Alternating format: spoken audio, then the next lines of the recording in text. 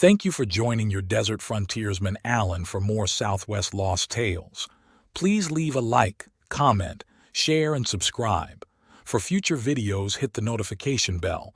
Relax and enjoy.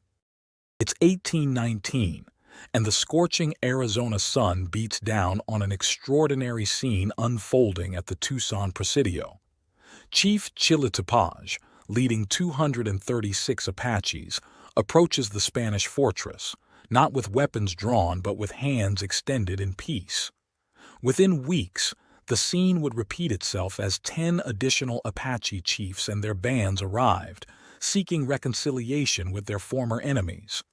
This remarkable moment wasn't just a diplomatic breakthrough, it was the culmination of decades of transformation in Spanish Arizona. How did a region once defined by brutal warfare between Spanish settlers and Apache raiders become a place where former enemies could break bread together? Today, we're diving deep into one of the most fascinating yet overlooked periods of American Southwest history, the final years of Spanish Arizona, a story of conflict, innovation, and an unlikely peace. To understand this transformation, we need to travel back to 1691, when a determined Jesuit missionary named Father Eusebio Kino first arrived in this unforgiving landscape. Kino's mission was clear: bring Christianity to the indigenous peoples of the region. But success proved elusive. While the Pima and Sobai Puri Native Americans showed some receptiveness to his message, most native peoples maintained their traditional ways, resistant to Spanish influence. This tension eventually erupted in the Pima Rebellion, a watershed moment that forced Spanish authorities to establish the Tubac Presidio in 1752. This military outpost would become the first in a network of fortifications designed to protect Spanish interests in the region. But protection was sorely needed. The situation was far more dire than many in Madrid realized. The Apache raids were relentless and strategically coordinated. Some Apaches dominated the San Pedro River corridor, while Chiricahua and Pinal Gila Apaches terrorized settlers throughout both the San Pedro and Santa Cruz valleys. By the 1770s, Spanish forces found themselves pushed into a defensive position, struggling to maintain even basic control of their northern frontier. Enter King Carlos III of Spain, whose 1772 regulations would reshape the entire region. These weren't minor adjustments.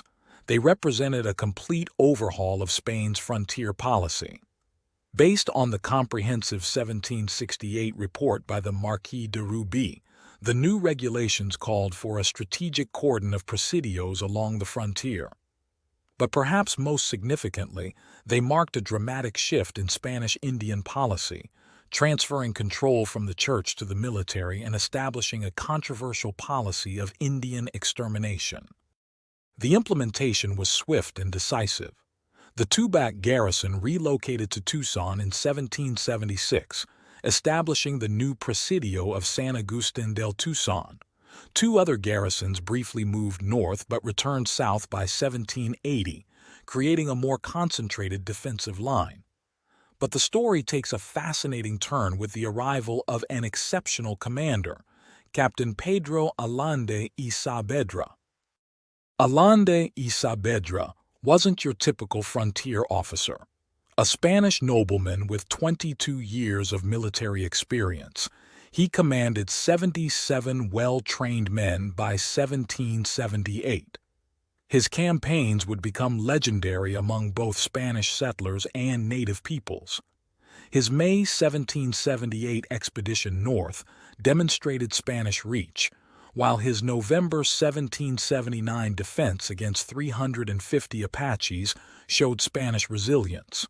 Between 1783 and 1784, he led multiple campaigns to the Gila River, and his expeditions toward the Solomonville area proved that Spanish forces could project power deep into Apache territory.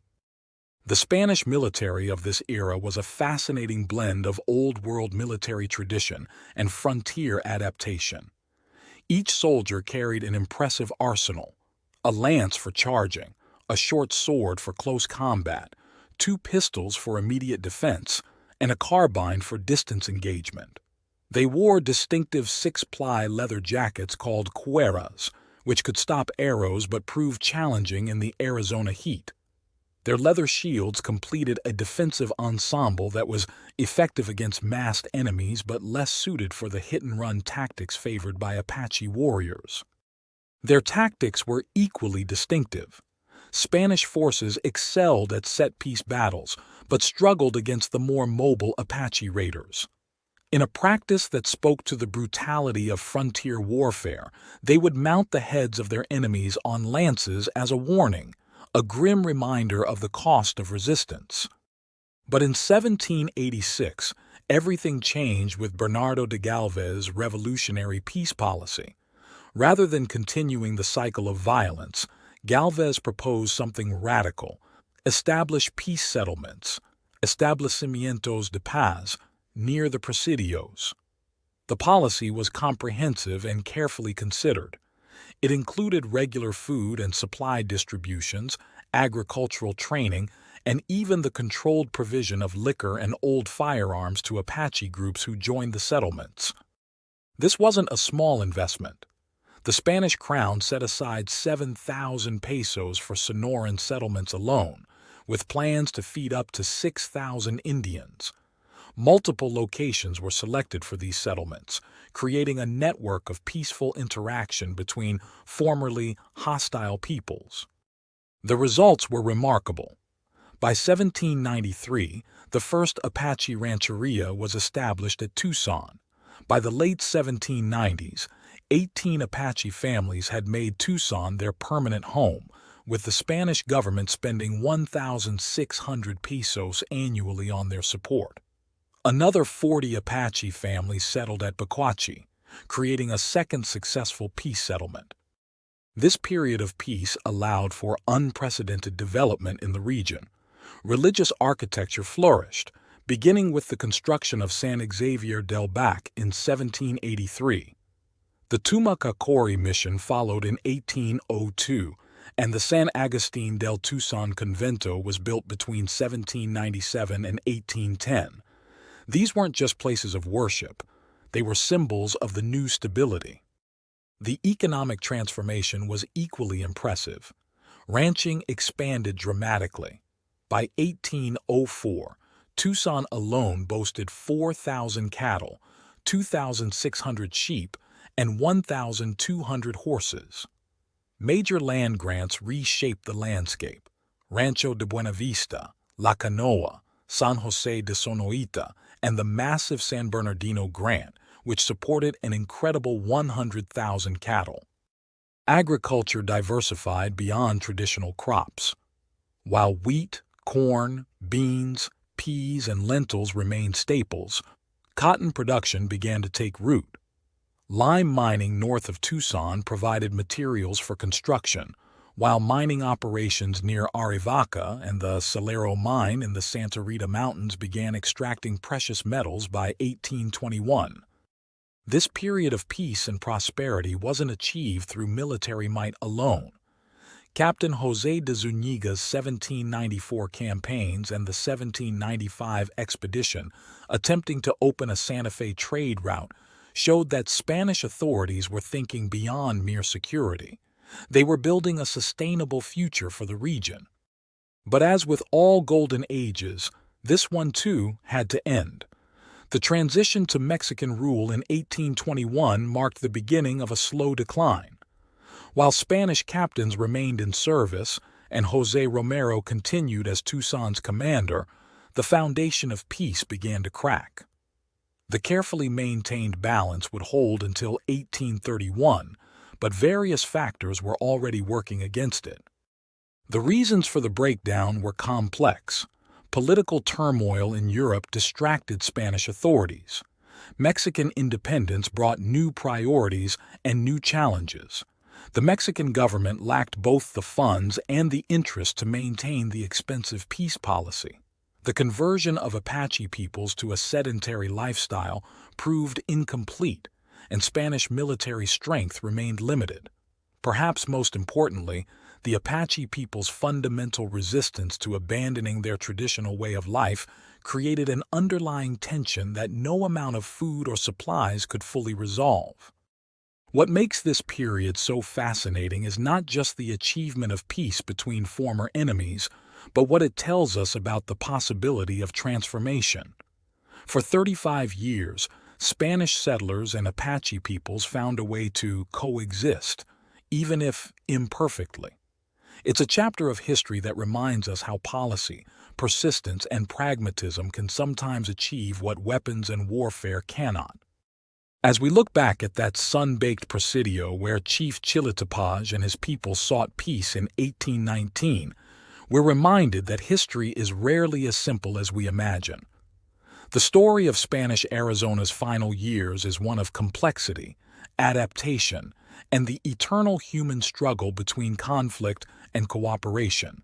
It's a testament to the possibility of peace, even in the most unlikely circumstances, and a reminder that sometimes the boldest policy changes can yield the most remarkable results. I hope you enjoyed this Southwest story. Welcome to Southwest Desert.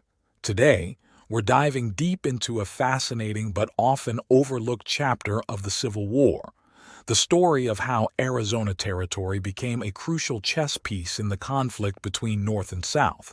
While most Americans associate the Civil War with battles fought in places like Gettysburg and Antietam, few realize that the war's reach extended all the way to the sun-scorched deserts of the Southwest. Let's begin by understanding why Arizona held such importance in American expansion. Long before the first shots of the Civil War were fired, Arizona had established itself as a critical gateway to the Pacific Coast. This wasn't just any territory. It was a vital corridor that had witnessed some of America's most significant westward movements. The legendary General Kearny had traversed these lands, as had John C. Fremont, the famous pathfinder, whose explorations would help shape America's understanding of its western territories. These early explorers were just the beginning.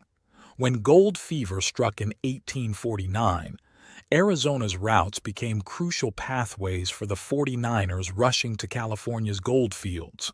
The territory's strategic position made it essential for anyone hoping to control transportation and communication routes to the Pacific. As America expanded westward, Arizona's importance only grew, particularly concerning industrial developments like railroads and highways that would eventually connect the nation from coast to coast. The territory's relationship with California was especially complex, intertwined with issues of slavery expansion, border disputes, and the regulation of Colorado River water rights. These connections would prove crucial as the nation moved toward civil war, but to understand how events unfolded, we need to look at Arizona's pre-war status. In those pre-war years, Arizona wasn't even its own territory. It was simply part of the larger New Mexico territory. But don't let that administrative designation fool you. The region had already established vital Pony Express and U.S. mail routes to California, making it a crucial link in America's communication network. These routes weren't just mail paths. They were lifelines connecting the east and west coasts of a rapidly expanding nation. California's status provided an interesting contrast to Arizona's situation. Admitted to the Union in 1850, California had taken a clear stance against slavery in its constitution. Fort Yuma, positioned just across the Colorado River in California, stood as a symbol of federal authority and Union presence in the region. This fort would later prove crucial in Union efforts to maintain control of the Southwest. The slavery question cast a long shadow over Arizona Territory. While California had resolved the issue through the Compromise of 1850, Arizona's status remained uncertain. This ambiguity would persist through the 1850s, making the territory a focal point for broader national tensions about slavery's expansion westward. When the Confederate States of America formed in 1861, their leadership quickly recognized Arizona's strategic value. The Confederacy's interest wasn't simply about expanding their territory. They had specific goals in mind. The region's mineral resources offered potential wealth, but more importantly, Arizona could provide something the Confederacy desperately needed: a Pacific outlet. Such access could dramatically alter the war's dynamics by opening international trade routes and potentially circumventing the Union blockade of southern ports. The Confederacy's first major move in Arizona came through General Henry H. Sibley, who received authorization to organize a brigade in Texas. However, it was Lieutenant Colonel John R. Baylor who made the first decisive action. On August 1, 1861, Baylor organized what he declared to be the Arizona Territory at Mesilla. This wasn't just a symbolic gesture. Baylor established a military government, named himself military governor, and set the territory's boundaries at the 34th parallel, later extending them to 36°30. It was a bold move that effectively claimed this strategic region for the Confederacy. The Confederate presence in Arizona reached its zenith when Captain Sherrod Hunter entered Tucson on February 28, 1862, commanding approximately 100 Confederate cavalry. Tucson at this time was a small but strategically important settlement. The population numbered only 500 people, with a majority being Mexican residents alongside some Americans and foreigners who were generally presumed to be Southern sympathizers. This Confederate occupation represented the farthest western advance of the Confederate States of America, a fact that would later take on significant historical importance. The Union response to this Confederate incursion came in the form of the California Column, a remarkable military force consisting of over 2,000 officers and men under the command of Colonel James H. Carleton. Originally, this force had been assembled to guard the overland mail route through Salt Lake City, but events in Arizona prompted a change in mission. Their new objective became clear: drive the Confederate forces from Arizona and secure the territory for the Union. The California Column's journey stands as one of the most remarkable military expeditions of the Civil War. Setting out from Los Angeles on April 13, 1862, these troops faced challenges that would have broken lesser men. Their route took them through Fort Yuma and across some of the most inhospitable terrain in North America. The soldiers battled scorching heat, treacherous mountain passages, and chronic water scarcity. They endured hunger, extreme fatigue, and the constant irritation of alkali dust that seemed to penetrate everything. Equipment maintenance became a nightmare in the harsh desert conditions, and the ever-present threat of hostile Indian attacks added another layer of danger to their mission. The most significant military engagement in Arizona during the Civil War occurred at Picacho Pass in April 1862. While this battle was small compared to the massive engagements in the East, it proved decisive for control of the territory. The taking of Tucson followed shortly after, with Colonel Joseph R. West authorized to capture the city. When Union forces entered Tucson on May 20, 1862, they found no resistance.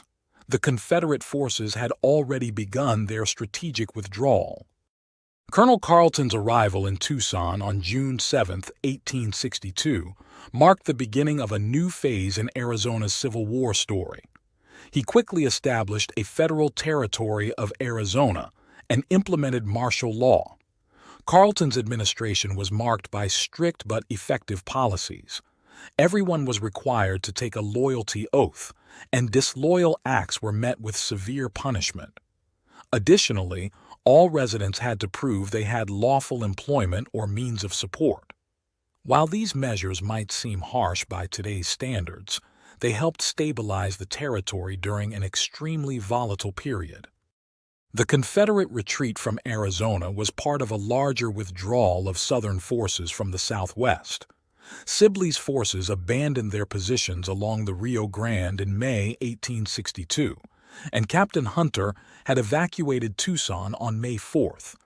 However, the Confederacy wasn't quite ready to give up on Arizona entirely.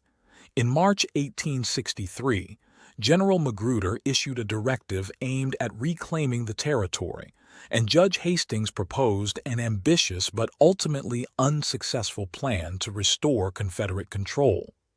Even as late as 1864, Union authorities were concerned about reports of Confederate forces in Sonora and potential threats to southern Arizona.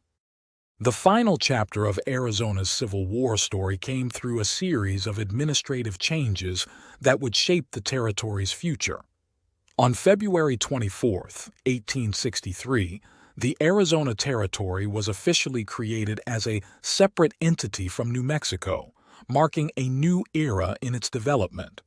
John N. Goodwin was established as governor in Prescott, beginning civilian territorial government under Union control. By January 1865, the territory was placed under Department of Pacific jurisdiction, firmly securing its position within the Union's Western Defense Network. When the Civil War finally ended on April 9, 1865, Arizona had already begun its transition from a contested territory to an established part of the American West. The territory's Civil War experience, while different from the major campaigns in the East, had played a crucial role in determining the shape of the post-war nation. This often overlooked chapter of Civil War history reminds us that the conflict truly was a national one, reaching far beyond the famous battlefields of the East. The story of Arizona's role in the Civil War is a testament to the territory's strategic importance and the determination of both Union and Confederate forces to control this crucial gateway to the Pacific. While the battle for Arizona involved relatively few casualties compared to the massive engagements in the East, its outcome had significant implications for the shape of the American West and the nation as a whole. It's a story of ambitious plans, harsh realities, and the complex web of factors that influenced the Civil War's Western theater. This has been Southwest Desert. Thank you for joining us for this exploration of Arizona's Civil War story. Until next time, keep discovering the untold tales of America's Southwest past. Welcome to Southwest Desert. I'm your host, Alan, and today we're diving into one of the most fascinating yet often overlooked socialist experiments in American history, the Llano Del Rio colony. This is a story of ambition, idealism, and the relentless pursuit of a utopian dream in the California desert. In 1914, as World War I was erupting across the Atlantic, a very different kind of revolution was taking shape in California's Mojave Desert. Job Harriman, a prominent socialist leader who had grown disillusioned with traditional party politics, decided to take matters into his own hands. After years of disappointment with the Socialist Party's results, Harriman believed that the best way to prove socialism's worth was to demonstrate it in action. His vision was clear: create a community based on collective production and distribution, where the principles of socialism could be practically applied. The search for the perfect location was exhaustive. Harriman and his associates scoured multiple states, evaluating potential sites in Oregon, Nevada, and Arizona before finally settling on the Mojave Desert in California. The chosen location was strategically positioned between Palmdale and Victorville.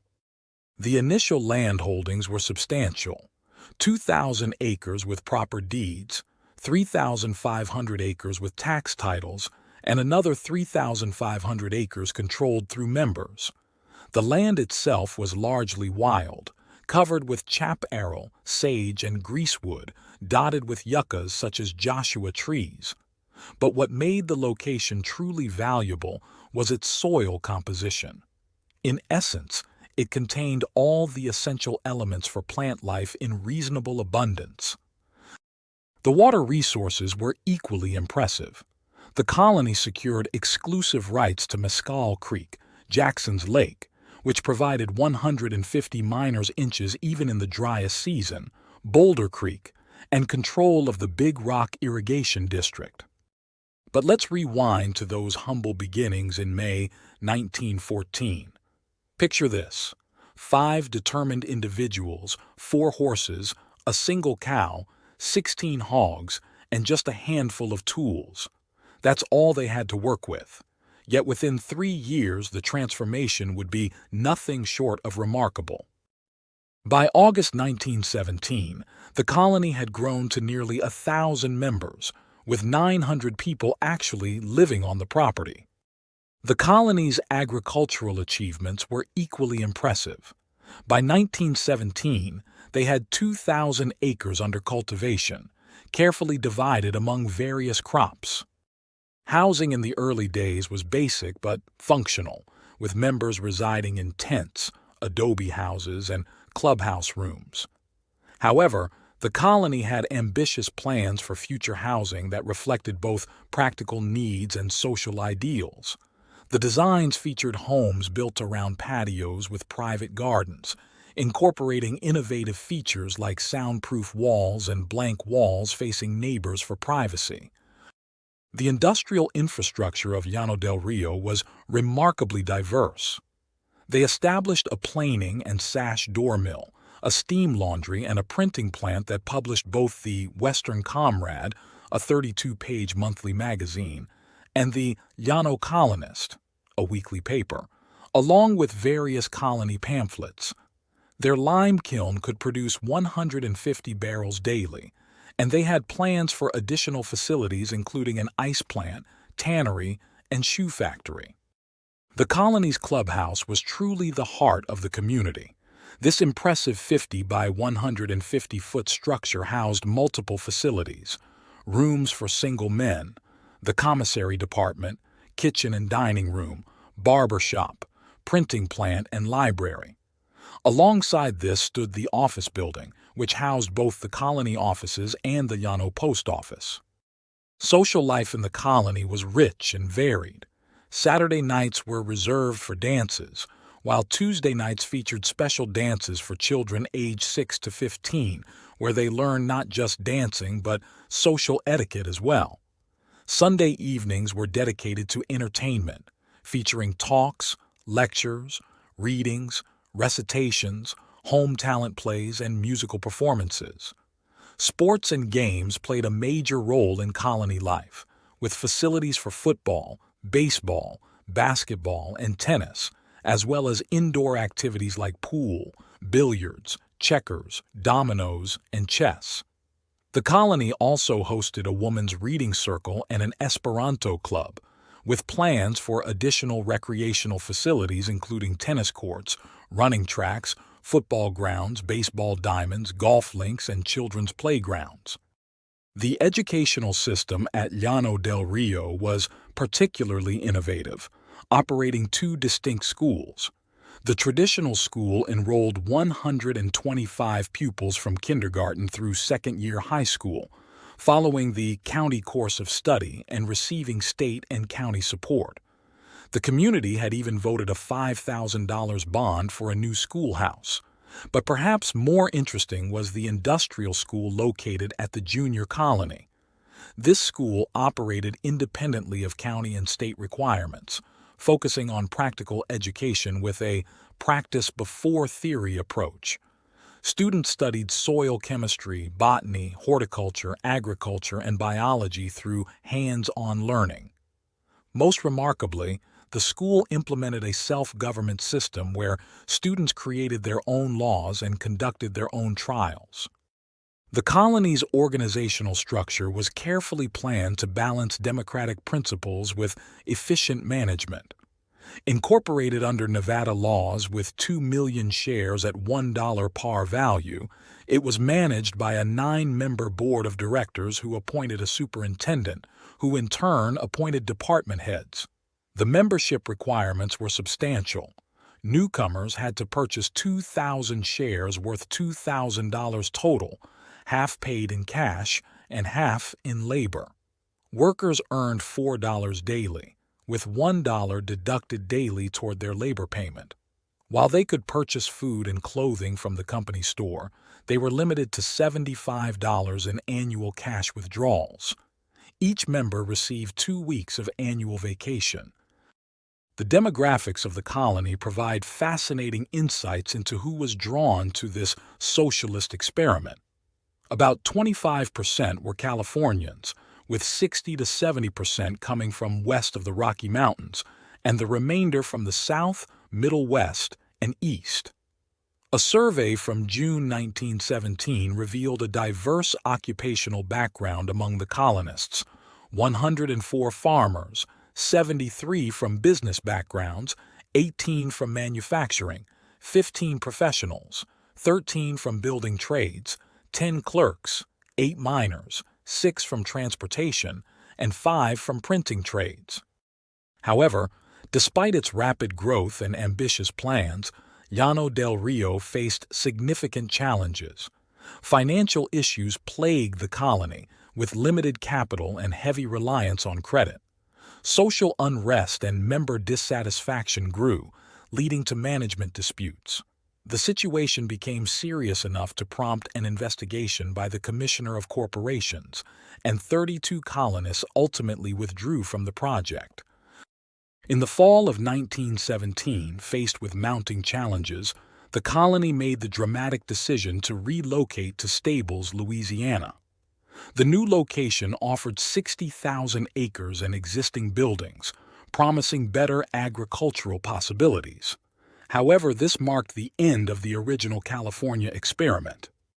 The story of Llano del Rio serves as a fascinating chapter in American history, demonstrating both the power and limitations of utopian ideals when put into practice. From the initial 5 members to a thriving community of nearly 1,000, from a handful of livestock to a diverse agricultural and industrial enterprise, from tents to planned modern housing, the colony demonstrated remarkable growth and innovation in just 3 years. While it may not have achieved all of its lofty goals, Llano del Rio remains a powerful example of what determined individuals can accomplish when they work together toward a common vision. This has been Southwest Desert. Join us next time as we explore another fascinating but often overlooked story from our nation's past. In the vast expanse of the American frontier, where civilization met wilderness, Fort Union stood as a beacon of military might and social grace. But beneath its orderly exterior lay a tale of love, betrayal, and supernatural vengeance that would haunt its halls forever.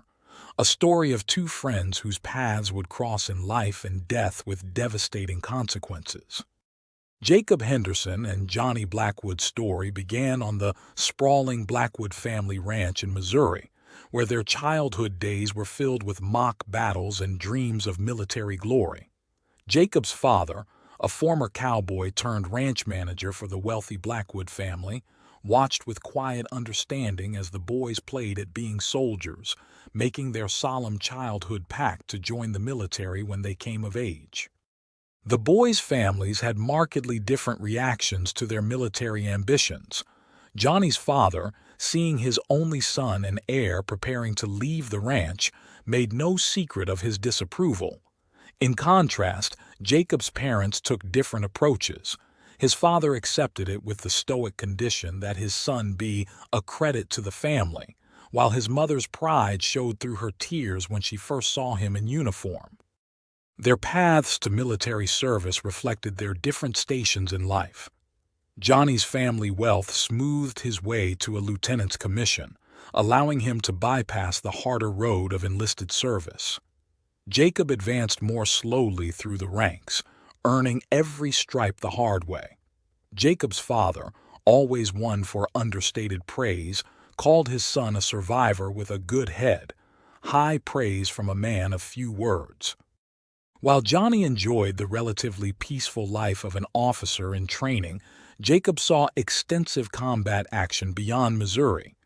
He faced the constant threats of random shootings and Apache war party ambushes, experiences that aged him far beyond his years. By the time they reunited at Fort Union, the contrast between them was stark. Jacob felt 100 years old, while Johnny retained his boyish enthusiasm, playfully dubbing his childhood friend the grizzled old soldier. Fort Union served as more than just a military outpost. It was the social hub of the territory, where young officers and eligible ladies gathered for regular dances and social events. Despite their difference in rank creating an awkward social barrier that Johnny seemed oblivious to, the fort's busy social calendar kept them in each other's orbit. Their reunion was immediate and joyous, with Johnny seeking out Jacob the moment he arrived at the fort. They talked until after sunset, though Jacob couldn't help but notice the maturity gap between them. While he felt aged by combat, Johnny remained eager and inexperienced. It was at these social gatherings that two women would shape their destinies, Celia and Marge. Celia, the captain's sister-in-law, was universally acknowledged as the fort's great beauty. Her flirtatious nature and spirit of adventure had every eligible officer vying for her attention. She moved through the fort's social circles with the grace of a queen, conscious of the effect she had on the young men who fell under her spell. But it was Marge, a woman of quieter charms and keen intelligence, who caught Jacob's eye. While others were dazzled by Celia's radiance, Marge possessed beautiful eyes that truly came alive when she smiled. She shared Jacob's private reservations about Celia's character, even predicting that the beautiful socialite might set her sights on Johnny for his wealth rather than his heart. Romance bloomed simultaneously for both friends. Jacob proposed to Marge during a dance, her face flushing red as a rose as the news spread through the party. Their happiness seemed complete, but Celia, clearly displeased at not being the first to marry, soon orchestrated her own dramatic engagement. When an Apache raid alert sounded, she made an emotional scene, extracting a public proposal from Johnny with theatrical vows that she would never marry another if he died in battle. Fate intervened when Jacob was assigned to Johnny's troop for an Apache tracking mission. Before departing, Jacob had a private moment with Marge, telling her to remarry if he didn't return. Through tears, she demanded his safe return instead. The mission stretched into a week, with the troops splitting into two groups to cover more ground. When only half of Johnny's group returned without Johnny or his body, the fort was plunged into mourning. The contrast between the two women's grief was striking. Celia's mourning was a theatrical display that seemed designed to draw attention and sympathy, while Marge offered quiet comfort to Jacob upon his return. Jacob and Marge married in a small ceremony at the minister's house, and his promotion to lieutenant seemed to mark the beginning of a new chapter. The task of reporting Johnny's death to his family fell to Jacob. He brought Marge to meet both families, and they embraced her warmly. They spoke little of Celia, perhaps fortunately, as Johnny's mother found comfort in believing her son had found true love before his death. The families maintained their connection, bound by shared memories of Johnny's younger days. But Celia's period of mourning proved surprisingly brief. When a wealthy Eastern lieutenant arrived at the fort, she quickly became engaged again, seemingly forgetting her dramatic vows to never marry after Johnny. The wedding plans were elaborate, with everyone at Fort Union invited to witness what promised to be the social event of the season. Jacob was reluctant to attend, but Marge, resplendent in a blue dress that matched her eyes, convinced him otherwise. That morning, she had shared joyous news. She was pregnant. The wedding night began perfectly. Clear weather, everyone in their finest clothes, the happy couple dancing every dance. Then came the moment that would be forever etched in Fort Union's history. The door burst open with a tremendous bang, extinguishing candles with a blast of cold air. A heart-wrenching wail filled the room as Johnny's corpse appeared, his body swollen, his officer's uniform torn and dirty, his eyes burning with unholy fire. A crude hatchet protruded from his temple, and his scalp had been brutally taken, revealing the final horrific moments of his death. What followed was a scene from hell itself. The musicians, as if possessed, began playing a demonic waltz. Johnny seized Celia from her new husband's arms, forcing her into a macabre dance. Those present watched in horror as Celia's face turned pale. Her eyes bulged and her mouth sagged. With a final gasp, she collapsed dead in Johnny's arms, her broken vows to him finally answered. The ghost of Johnny Blackwood dropped her lifeless body, wrung his blood-stained hands, and with a final wail vanished through the door. In the aftermath, Jacob led a search party that finally discovered Johnny's body, exactly as the ghost had appeared, confirming the terrible fate that had befallen his friend. They buried Johnny and Celia together, while the traumatized bridegroom fled back east, never to return to the frontier that had claimed his bride so horrifically. Jacob, shaken by the supernatural events and their tragic outcome, resigned his commission and returned to ranch life, where his father trained him as manager. 8 months later, Marge gave birth to a son they named Andrew, after Johnny's father. The Blackwoods became the child's godparents, maintaining a connection that focused solely on happy memories, never speaking of that terrible night at Fort Union. The families maintained Johnny's portrait in his childhood home, choosing to remember him as the bright, eager young man he had been, rather than the vengeful spirit he became. The events at Fort Union became an unspoken chapter in their shared history, too terrible to discuss but impossible to forget.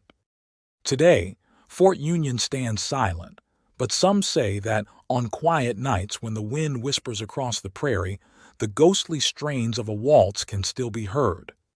In the years that followed, Jacob and Marge raised their family on the Blackwood Ranch, where Jacob eventually took over as manager from his father.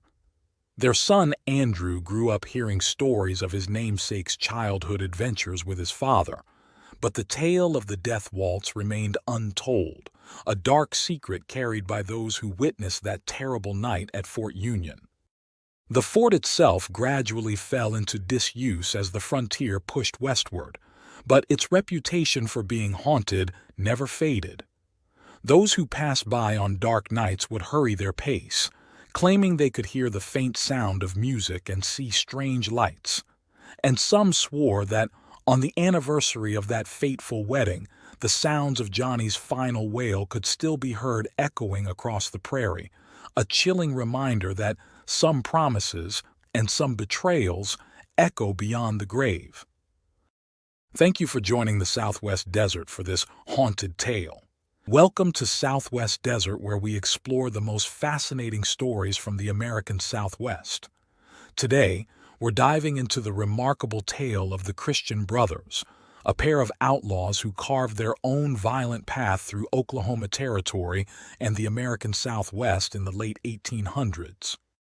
Picture, if you will, the untamed landscape of Oklahoma Territory, just north of the Canadian River, in what would later become Pottawatomie County. This wasn't just any frontier region. This was a place where lawlessness thrived in what locals called saloon towns. Young's Crossing, Keokuk Falls, Violet Springs, and the settlement known simply as the Corner. The level of violence in these parts was staggering, even by frontier standards. Keokuk Falls alone housed what locals called the 7 Deadly Saloons, and the brutality was exemplified by the murder of saloon keeper Haining. Not content with shooting him in the head, his killer returned to drive a rusty nail into the dead man's ear, a grotesque signature that spoke to the savage nature of the territory. Shawnee, another notorious town, had earned a particular reputation for violence during train stops.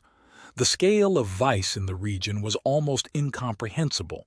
By 1903, Shawnee's daily consumption included 25 gallons of whiskey and 700 gallons of beer. The broader region boasted over 60 saloons and 2 distilleries, creating a perfect haven for some of the West's most infamous outlaws. The Daltons, Bill Doolin, Zip Wyatt, and the Casey Boys all found refuge in these parts. This was the birthplace of the term bootlegger, describing smugglers who concealed bottles in their boot tops. When Oklahoma finally went dry in 1907, these bootleggers would find plenty of willing customers for their illicit trade. The Christian brothers' story is particularly compelling because they weren't born into the criminal life. The Christian family was initially well respected in the territory, making the brothers' descent into lawlessness all the more dramatic. By their 20s, they had already established themselves as whiskey runners and horse thieves, operating out of Andy Morrison's saloon in Violet Springs. Morrison's association with the brothers would prove fatal. He was later murdered in his own saloon's back room. The brothers' first major crime occurred in 1895, marking their decisive turn toward serious outlawry. After leaving Doug Barnes's saloon with their associate John Mackey, they encountered Deputy Will Turner, who held warrants for their arrest.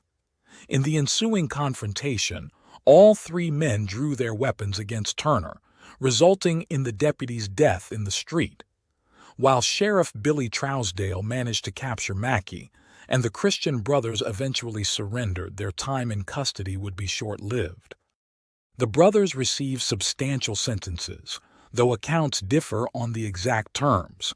The court reporter remembered sentences of 25 and 22 years, while the Oklahoma City Oklahoman reported more lenient terms of 8 and 10 years. Regardless of the actual sentences, the brothers had no intention of serving their time. On June 30, 1895, they orchestrated one of the most daring prison breaks in Oklahoma Territory history. The Oklahoma County Jail was a 2-story building with interior steel cages, where the brothers shared a cell with one of the Casey brothers, who was imprisoned for the murder of Deputy Marshal Sam Ferris. Their accomplice, Jesse Finley, smuggled guns into the jail, which the outlaws cleverly concealed in their cell's stovepipe.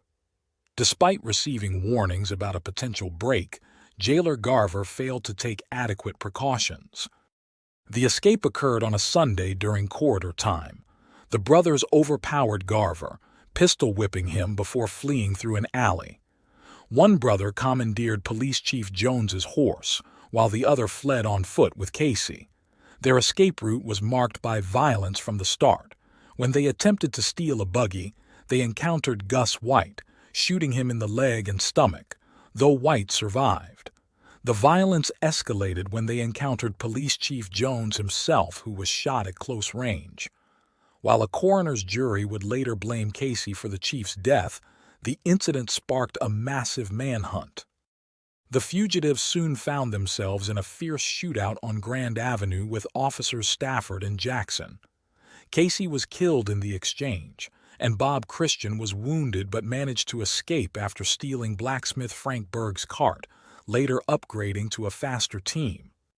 The aftermath of the escape brought swift justice to some of the conspirators.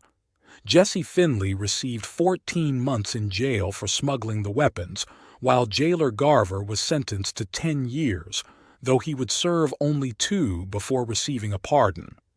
Free once again, the Christian brothers embarked on an ambitious crime spree, targeting 20 to 30 post offices and general stores throughout the territory. Their gang suffered casualties along the way. Deputy Marshal Stockton killed Fessenden, Foster Holbrook was captured, and John Reeves was arrested near Powley. The brothers themselves remained active, engaging in several notable confrontations with law enforcement, including an August 23rd shootout west of Purcell, the robbery of an Edmond Railroad agent in early September, the October 6 St. Louis and San Francisco train robbery, and a December heist at the Colgate Mining Company store. As the heat intensified in Oklahoma, the brothers made a strategic decision to head southwest. They first settled in Seven Rivers, New Mexico, before making their way to Arizona's Sulphur Springs Valley. There, they crafted new identities. Bill became Ed Williams, earning the nickname Black Jack, while Bob took the name Tom Anderson. Bill, now known as 202 due to his weight, found work at the 4 Bar Ranch breaking horses. He partnered with Ed Wilson, and while known as a reliable partner, developed a reputation for wild spending. However, the brothers hadn't abandoned their criminal ways. They became key members of the notorious High Fives gang. This crew represented a who's who of southwestern outlawry. Besides the Christian brothers, it included Cole Young, an alias for Harris, Bob Hayes, possibly Sam Hassels, George Musgrave, who used aliases including Jeff Davis and Jesse Johnson, Jesse Williams, and Three-Fingered Jack Dunlap.